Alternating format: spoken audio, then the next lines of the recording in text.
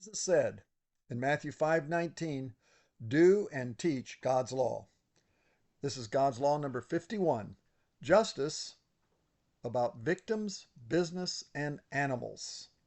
Here's God's law 51 from God's law book of Deuteronomy, chapter 25, 1 through 16.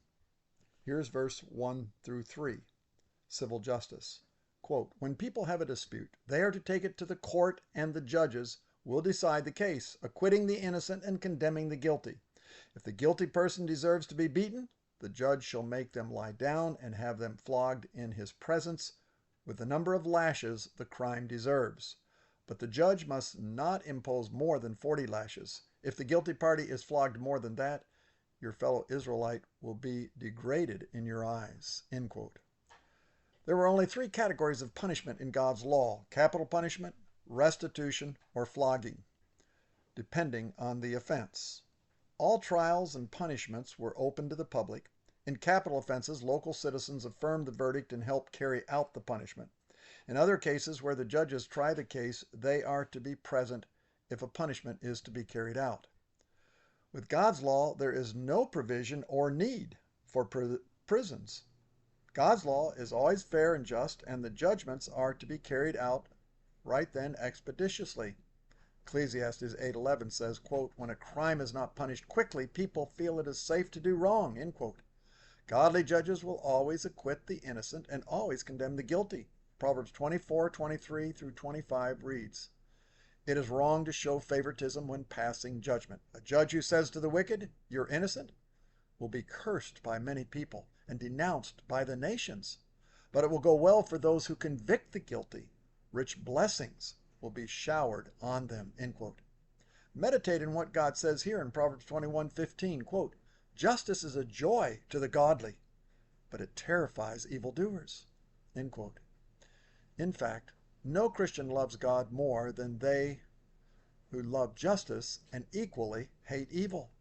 A Christian doesn't love one any more than they hate the other. How do I know that? And how do I know that a person who loves justice and equally hates evil will be full of joy? Because God will fill them with joy, as he did Jesus. Hebrews 1:9 says, quote, "You love justice and hate evil. Therefore God, your God, has anointed you, pouring out the oil of joy on you more than on anyone else." End quote. Never forget Psalms 11:7 and Proverbs 8:13, quote, "The righteous Lord loves justice, and to fear the Lord is to hate evil." End quote.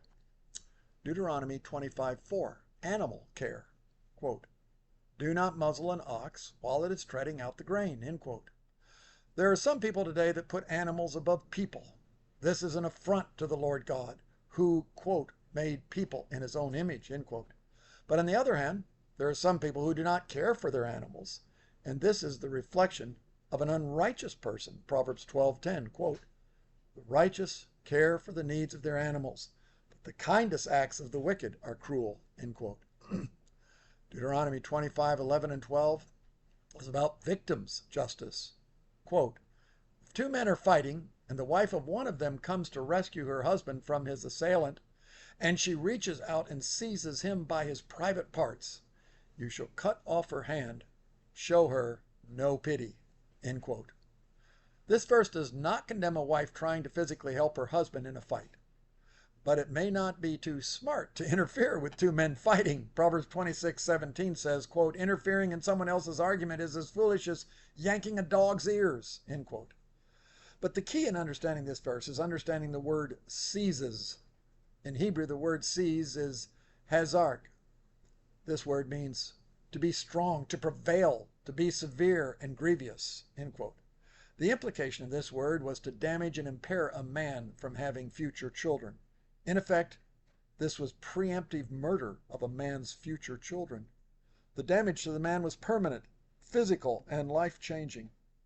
God's appropriate equal punishment for the woman was permanent, physical, and life-changing.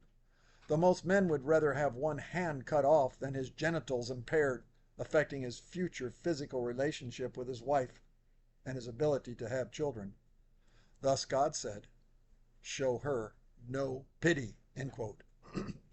With our fallen nature and the influence of the animal culture, the immoral culture of the left, most would feel pity for the perpetrator, especially a female perpetrator.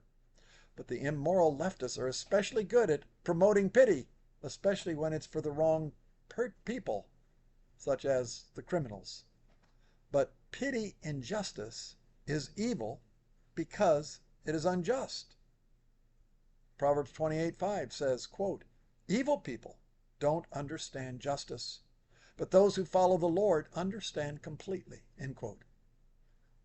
Of all people, Christians should never question God's moral and perfect justice, or think their finite wisdom is wiser than God's infinite wisdom.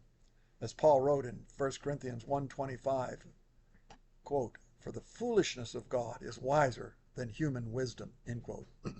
If people know God's civil law punishment will be swiftly and faithfully carried out, it would so deter wrongdoing that punishment would seldom need to be carried out.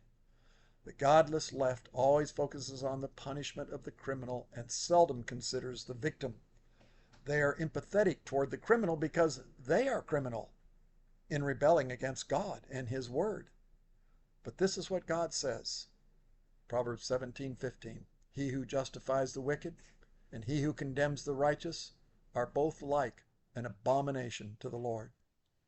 Proverbs 18:5 says, "It is not good to be partial to the wicked and so deprive the innocent of justice."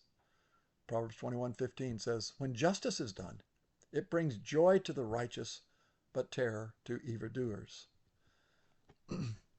Business integrity. Deuteronomy 25:13 through 16. Quote, "Do not have two differing weights in your bag, one heavy, one light. Do not have two differing measures in your house, one large, one small. You must have accurate and honest weights and measures so that you may live long in the land the Lord your God is giving you. For the Lord your God detests anyone who does these things, anyone who deals dishonestly." End quote.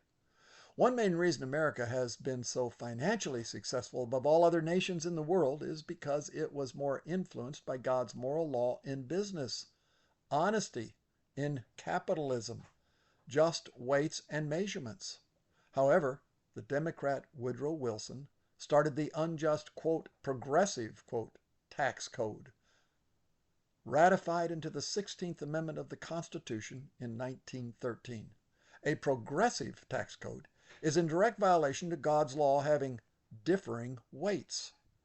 Differing tax percentages are unjustly more harsh on those who do better.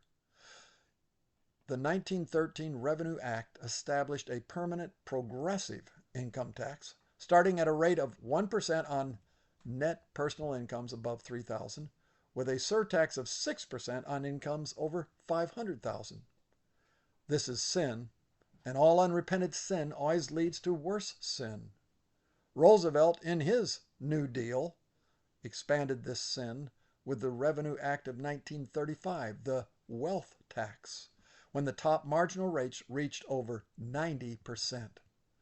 Some Republican presidents have worked to bring taxes and unjust marginal rates down ever since.